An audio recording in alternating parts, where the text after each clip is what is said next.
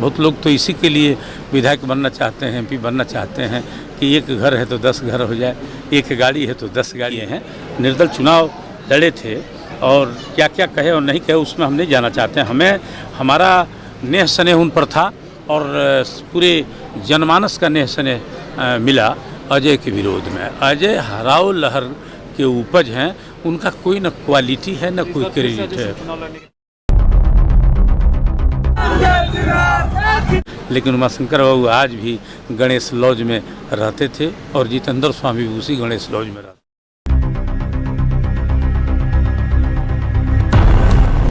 न ब्यास सिंह के नाम पर वोट हुआ था और न ब्यास सिंह के चेहरा पर वोट हुआ था। ब्यास सिंह का 2-4 रिश्तेदारी से दरौंदा विधानसभा में हो सकता है, न यहाँ के कार्यकर्ता थे और न यहाँ के पार्टी को कोई ऐसा जिम्मेवारी उनको था जिससे कि पार्टी में घूमे। लेकिन चूंकि यहाँ अजय हराओ अभियान चल रहा था कि चूंकि उन्हें गुमान हो गया था, घमंड हो गया था, उन्होंने कई बार कह दिया कि हम वोट मांगने नहीं जाते हैं, लोग अपने आकर हमें वोट देते हैं, तो लोगों को लगा कि इसे हरा देना। उसमें जो 54,000 वोट जितेंद्र स्वामी को मिला था, उसी वोट के समीकरण से 48,000 वोट ब्यास को मिला। चूँकि लगा कि यह एक बीजेपी का वर्कर है, बीजेपी का कार्यकर्ता है और कोई उसमें क्वालिटी ऐसी नहीं है जो विधायक की क्वालिटी हो। आप देखे होंगे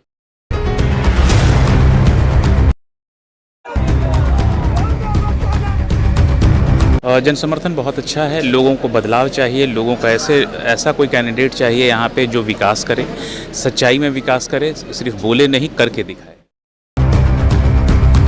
शिक्षा और स्वास्थ्य सब चीज़ की कमी है।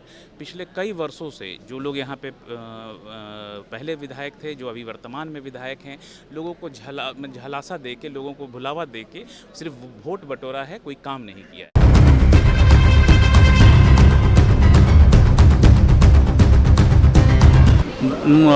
अजय को 5 साल 7 साल लगा लोगों के दिल को तोड़ने में, तो 6 महीना में हमको लगता है कि सैकड़ों गांव का डिवीज़न कर दिया है, 2 भाग कर दिया।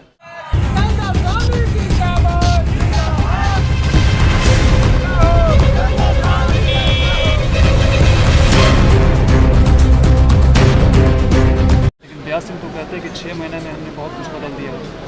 और क्या आप देख रहे होंगे, बदलने के लिए सब जाली लोग अपना ही है, बोर्ड लगा लेना और वर्क होना, क्योंकि 10 दिन के बाद नोटिफिकेशन होना है। मैं उस पर बोलने लगूंगा तो फिर गड़बड़ हो जाएगी।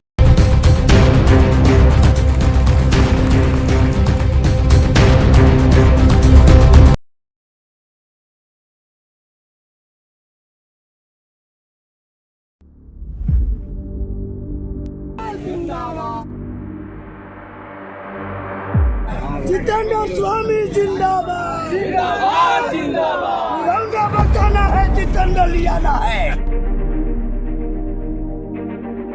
जिंदाबाद।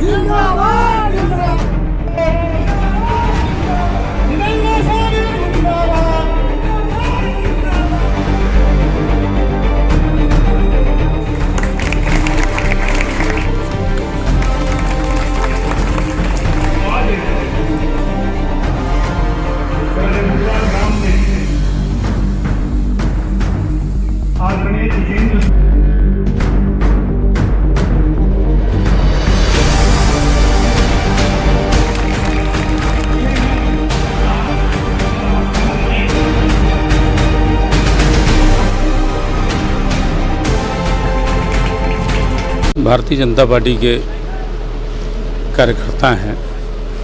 सबसे पहले तो आपके चैनल के माध्यम से सबको नमस्कार करते हैं, आपको भी हृदय से धन्यवाद देते हैं कि आप इस सभा में आए।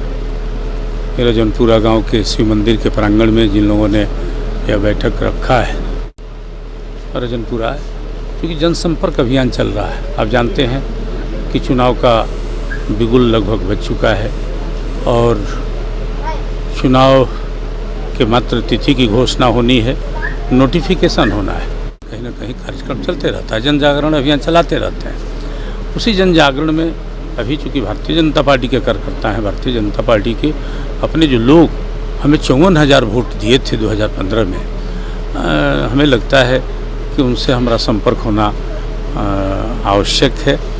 और पार्टी ने मुझे कहा था कि उपचुनाव नहीं लड़ना है, आपको जनरल चुनाव लड़ना है, क्योंकि गठबंधन का दौर है और गठबंधन में सब सीट पूरे प्रदेश का लगभग जेडीयू को दे दिया गया था। मात्र एक सीट पर बीजेपी लड़ी थी।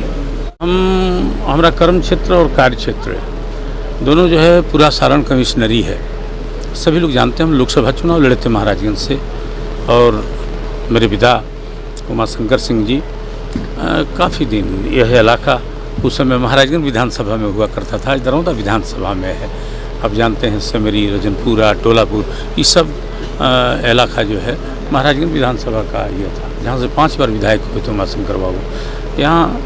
यहाँ के लोग से निजता है, लगता है कि पारिवारिक संबंध है। बहुत सारे लोग का तीसरा पुश्त है और वे लोग यहाँ जुड़े हुए हैं। 25 वर्ष बहुत लंबा समय होता है। विधायक हुए, सांसद हुए। जब दरौंदा विधानसभा बना और पार्टी मुझे पार्लियामेंट न लड़ा करके, और जब विधानसभा का आदेश हुआ कि नहीं आपको विधानसभा लड़ना, तो विधानसभा लड़े थे। तब 54,000 वोट ला करके कोई परिस्थिति ऐसी बनी जिसके वजह से हम पीछे रह गए। अभी चुनाव का दौर चल रहा है और लगता है कि पार्टी को कहीं ना कहीं तय करना है। हम पार्टी के संगठन से जुड़े हुए हैं और चूँकि संपर्क भी होना है और पटना प्रदेश में भी अपने शीर्ष नेताओं से भी मिलना है, केंद्र के नेताओं से भी मिलना है। बड़ौदा से आप चुनाव लड़ेंगे या आपके भाई चुनाव लड़ेंगे? नहीं, हम तो पहले ही अनाउंस कर दिया है। कई चैनल के लोगों ने किया। एक दिन कन्हैया भेलाड़ी का कौन हॉट न्यूज़ है या कौन न्यूज़ है, उन्होंने तो ऐसा चला दिया कि जैसे हम राजद में चले गए। उस तरह से उन्होंने लगता है कि फिक्स कर दिया, लगता है कि वही राष्ट्रीय अध्यक्ष है राष्ट्रीय जनता दल के और वही टिकट बांट रहा है। उन्होंने तो यह कह दिया कि अब नहीं चलेगा शहाबुद्दीन का जलवा सिवान में और लालटेन थामेंगे जितेंद्र स्वामी। जैसा लगा कि हम लालटेन थाम लिए हैं। अब कहाँ से न्यूज़ चलाए, क्यों चलाए, कैसे चलाए, मैं नहीं जानता। चूँकि ज़िले में जितने लोग हैं, आप चूँकि समाज के दर्पण हैं, चौथे स्तंभ, और हमारा कार्यक्षेत्र भी, और हमारे साथ जो कार्यकर्ताओं का, नौजवानों का, मित्रों का, प्रबुद्धों का, बुजुर्गों का जो स्नेह है, उमाशंकर बाबू के समय से ही जन समर्थन कोई इस पूरे कमिश्नरी में कोई ऐसा व्यक्ति अगर हो तो आप देख लीजिए। मैं किसी को चैलेंज नहीं करता, मैं किसी को थ्रेट नहीं करता, मैं किसी की औकात को नहीं बताता, लेकिन हमें लगता है कि इस कमिश्नरी के लाखों लोग कहीं ना कहीं बड़ा नेह और स्नेह देते हैं, बड़ा प्यार देते हैं। निश्चित पार्टी मुझे टिकट, मेरे छोटे भाई रोहित कुमार अनुराग, जिन्हें प्यार से लोग भोला जी कहते हैं, मैंने उनको प्रपोज किया है। चूँकि मेरे पास वही ऑप्शन था और मुझे लगा कि उमाशंकर बाबू का जो सफ़ेद चादर है वह चादर सफ़ेद रहे। जैसे कि उमाशंकर बाबू का कद और उमाशंकर बाबू जैसे शख्सियत का जो चादर रहा है वह सफ़ेद रहेगा, वह निदाग रहेगा। चूँकि इनका पेट भरा हुआ है। बहुत लोग तो इसी के लिए विधायक बनना चाहते हैं, एमपी बनना चाहते हैं कि एक घर है तो 10 घर हो जाए, एक गाड़ी है तो 10 गाड़ी हो जाए। लेकिन उमाशंकर बाबू आज भी गणेश लॉज में रहते थे और जितेंद्र स्वामी भी उसी गणेश लॉज में रहते हैं। एक कमरा और एक मकान नहीं बन सका है। देखा जाए कि प्यास सिंह निर्दलीय चुनाव वहाँ पर जीत गए और बीजेपी के चेहरे के नाम पर क्या लगता है बीजेपी की टिकट? देखिए ना, न ब्यास सिंह के नाम पर वोट हुआ था और न ब्यास सिंह के चेहरा पर वोट हुआ था। ब्यास सिंह का 2-4 रिश्तेदारी से दरौंदा विधानसभा में हो सकता है, न यहाँ के कार्यकर्ता थे और न यहाँ के पार्टी के कोई ऐसा जिम्मेदारी उनको था जिससे कि पार्टी में घूमे। लेकिन चूँकि यहाँ अजय हराओ अभियान चल रहा था कि चूँकि उन्हें गुमान हो गया था, घमंड हो गया था, उन्होंने कई बार कह दिया कि हम वोट मांगने नहीं जाते हैं, लोग अपने आकर हमें वोट देते हैं, तो लोगों को लगा कि इसे हरा देना चाहिए। उसमें जो 54,000 वोट जितेंद्र स्वामी को मिला था, उसी वोट के समीकरण से 48,000 वोट व्यास को मिला। चूँकि लगा कि यह एक बीजेपी का वर्कर है, बीजेपी का कार्यकर्ता है और कोई उसमें क्वालिटी ऐसी नहीं है जो विधायक की क्वालिटी हो। आप देखे होंगे अजय को 5 साल 7 साल लगा लोगों के दिल को तोड़ने में, तो ये तो 6 महीना में हमको लगता है कि सैकड़ों गांव का डिवीज़न कर दिया है, 2 भाग कर दिया। चूँकि हम इस दल में हैं, हम चाहते हैं कि नहीं पार्टी हर स्थिति में यह सीट जीते। चूँकि मैंने पार्टी को कहा था कि जनता दल यूनाइटेड के उम्मीदवार को 20 से 22,000 वोट आएगा, संयोग से उनको 23,000 वोट आया। लेकिन व्यास सिंह तो कहते हैं कि 6 महीने में हमने बहुत कुछ बदल दिया। अब क्या जी, अब तो आप देख रहे होंगे बदलने के लिए सब जाली लोग अपना ही हैं, बोर्ड लगा लेना और वर्क होना। चूँकि 10 दिन के बाद नोटिफिकेशन होना है, मैं उस पर बोलने लगूंगा तो फिर गड़बड़ हो जाएगी। चूँकि पार्टी के अभी पार्टी में ज्वाइन किए हैं, निर्दल चुनाव लड़े थे और क्या क्या कहे और नहीं कहे उसमें हम नहीं जाना चाहते हैं। हमें हमारा नेह स्नेह उन पर था और पूरे जनमानस का नेह स्नेह मिला अजय के विरोध में। अजय हराओ लहर के उपज हैं, उनका कोई न क्वालिटी है न कोई क्रेडिट है। चुनाव लड़ने के तैयार में तो क्या लगता है इसका फायदा होगा? अब देखिए तो गठबंधन को तय करना है कि सीट जेडीयू को जाता है या बीजेपी को जाता है। हमारा ड्यूटी है कि चूँकि हमको कहा गया था कि जनरल चुनाव में आप लड़ेंगे, प्रदेश के प्रभारी हैं भूपेंद्र यादव जी और प्रदेश के जो लोग मुखिया रहे हुए हैं, हमें ज्वाइन कराया गया था। हम ज्वाइन पार्टी में गए थे पार्लियामेंट लड़ने के लिए, लेकिन जब पार्लियामेंट मुझे नहीं लड़ाया गया और हम पार्टी का ही काम कर रहे थे तो मुझे बुला करके ज्वाइन कराया गया महाराजगंज सीट के लिए। मैंने महाराजगंज सीट दिया उनको, मात्र 30-32 हज़ार से वहाँ के लोकसभा के प्रत्याशी जीते। आप देखे होंगे अगल बगल लोग 1.5 लाख से जीते और वो मात्र 32 हज़ार से जीते। अगर हम लगता था कि हम 5 दिन पहले या 1 सप्ताह पहले अगर ज्वाइन नहीं करते तो हो सकता है कि वह सीट गड़बड़ हो जाता। तो मुझे लगा कि मेरा गला कट जाएगा, मेरा गर्दन कट जाएगा, मुझे इसीलिए बुला करके ज्वाइन कराया जा रहा। तो मैं ईमानदारी पूर्वक मदद करके और उस सीट को जिताने का काम किया, सहयोग करने का काम किया। सिवान लोकसभा में, छपरा लोकसभा में, महाराजगंज लोकसभा में काम किया, गोपालगंज लोकसभा में काम किया। क्या लगता है अगर पार्टी की तरफ से टिकट नहीं मिलता है तो निर्दलीय चुनाव लड़ाएंगे? किसको? ऐसा भी सवाल ही कहाँ से उठ गया कि पार्टी टिकट नहीं देगी। पार्टी कहीं ना कहीं लड़ाएगी और उसकी अपनी ड्यूटी है। सब चीज़ राजनीति में समय पर तय होता है। तो हम पार्टी के साथ हैं, पार्टी के शीर्षस्थ नेता प्रतिदिन संपर्क में हैं और कद काठी आप हमारा जानते हैं। ऐसा नहीं है कि हमको किसी का गणेश परिक्रमा करना है, कहीं ना कहीं अपने नेताओं से सीधे अपना आग्रह करना, निवेदन करना। चूँकि कार्य क्षमता हमारी है, हम काम करते हैं पार्टी के लिए, सुबह से शाम तक पार्टी के लिए काम करते हैं। तो पार्टी अगर पार्टी को सीट से प्रेम है ना, व्यक्ति से तो प्रेम नहीं होगा, उसको सीट चाहिए। तो सीट चाहिए तो रोहित कुमार अनुराग हैं, भोला जी हैं, हम ऐसे ज़्यादा कुछ नहीं कह सकते हैं। क्योंकि पार्टी का अपना काम है, पार्टी समीक्षा कर रही है, सर्वे करा रही है, निश्चित रूप से अच्छा निर्णय लेगी। फिर मिलेंगे आपसे, फिर बात होगी। जन समर्थन बहुत अच्छा है, लोगों को बदलाव चाहिए, लोगों का ऐसा कोई कैंडिडेट चाहिए यहाँ पे जो विकास करे, सच्चाई में विकास करे, सिर्फ बोले नहीं करके दिखाए। किन मुद्दों को लेकर आप लोगों से मिल रहे हैं, क्या कुछ मुद्दा सिर्फ एक ही है, विकास। यहाँ की सड़कें देख लीजिए, यहाँ की बिजली के हालात देख लीजिए, यहाँ जो बेसिक रिक्वायरमेंट्स होती है हर इंसान की, वो बिजली, सड़क, पानी, शिक्षा और स्वास्थ्य, सब चीज़ की कमी है। पिछले कई वर्षों से जो लोग यहाँ पे पहले विधायक थे, जो अभी वर्तमान में विधायक हैं, लोगों को झलासा दे के, लोगों को भुलावा दे के सिर्फ वोट बटोरा है, कोई काम नहीं किया है। लोग त्रस्त हैं। अभी हम लोग आ रहे थे, रास्ते में एक जगह हम लोग रुक गए, उन लोगों ने हमसे पूछा कि सर आप भी काम करेंगे या सिर्फ लोगों की तरह वादा करके जाएंगे। तो लोगों में डर है, नेताओं के प्रति एक डर व्याप्त है। वो जानते हैं कि जो आ रहा है यहाँ पे सिर्फ वादा करके जा रहा है, हमारा वोट लेके चला जाएगा, 5 साल तक हमें पूछने नहीं आएगा।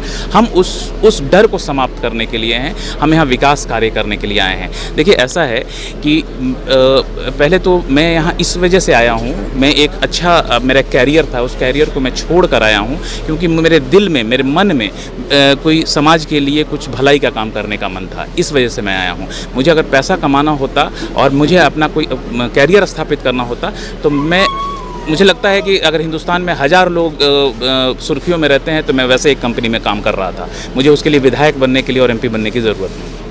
दरौंदा किस रूप में देखना चाहते हैं विधायक को? मैं दरौंदा को एक मॉडल असेंबली कॉन्स्टिट्यूंसी के रूप में देखना चाहता हूं, जहां हर व्यक्ति को दरौंदा के किसी भी गांव के किसी बच्चे को किसी शहर में जाके पढ़ने की ज़रूरत ना पड़े। उसका गांव का जो स्कूल है एक मॉडल स्कूल हो, उसके गांव का एक चिकित्सालय हो, एक मॉडल चिकित्सालय हो, उसकी गाँव की सड़कें ऐसी हों जहाँ पे लोग आ जा सकें। दरौंदा में आप नेता के रूप में रहेंगे या बेटा के रूप में? मैं दरौंदा में हमेशा सेवक के रूप में रहूँगा। दरौंदा के बीच में दरौंदा के लोगों के साथ रहूँगा। नेता तो मैं हूँ ही नहीं, नेता तो सब ही गलत है। रोजगार के लिए किस तरह व्यवस्था करेंगे लोग? आजकल कोरोना महामारी में सारे लोग जो बाहर से हैं वापस चले आए। जी मैं बताता हूँ, जैसे हम लोग पहले नौकरी पेशा करते थे और बहुत उच्चस्थ पदों पे रहे, तो बहुत सारे कॉरपोरेट हाउसेज हैं जिनसे हमारे ज़्यादातर संपर्क हैं। मैं चाहूँगा कि ग्रामीण जो माहौल है उस हिसाब से जो कृषि पे आधारित कुछ यहाँ पे एस्टेब्लिशमेंट हो सके, उस तरीके का कुछ काम करूँगा जिससे यहाँ पे नौकरियों की सृजन हो सके, जिसकी वजह से यहाँ से पलायन ना हो। सुबह से लोग तैयारी कर रहे हैं क्योंकि इस गांव से उनके पिताजी से लेकर के आज तक इतना ना लगाव है जो घर घर माने वो प्रेम इतना ना ज़्यादा है जो लोग सेवा करने के लिए सुबह से लगे हुए हैं। भोजन का प्रबंध है, नाश्ता का प्रबंध है, सारे लोग तहे दिल से लगे। दरौंदा से चुनाव लड़ने की तैयारी में क्या लगता है लोगों को कैसा जन समर्थन मिल रहा है उनको? सबसे बड़ा चीज़ है जो लोगों का जो अपार समर्थन मिल रहा है, इससे तो यह प्रतीत हो रहा है कि इनका कन्फर्म है चुनावी टिकट। क्या लगता है इस विधानसभा चुनाव में सारे गाँव के लोग स्वागत किए हैं। चैनपुर से देखबे कि यह बाइक से काफिला गया, इतना बाइक लेकर सब बच्चा लोग तो वैसे उमंग में था।